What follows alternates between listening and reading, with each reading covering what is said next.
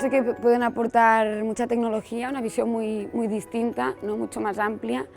Pienso que pueden sobre todo ayudar a que se empiece a valorar de nuevo como los productores, agricultores, escultores, o sea, todo lo relacionado en la disciplina del mundo gastronómico y en otros. Pienso que poco a poco se va valorando más pues, todo el entorno, ¿no? Como más coherente todo.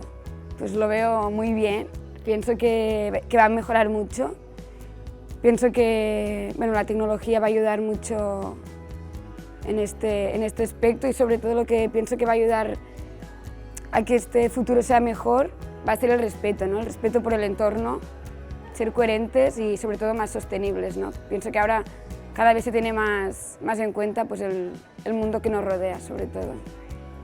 Pienso que me ha aportado muchos conocimientos y que me ha permitido crecer no solo profesionalmente, sino también personalmente. Y sobre todo los stages, o sea, los diferentes stages, las prácticas que he hecho, pues me han ayudado a entender la gastronomía de una forma muy distinta, a ver diferentes tipos de negocio, diferentes maneras de trabajar.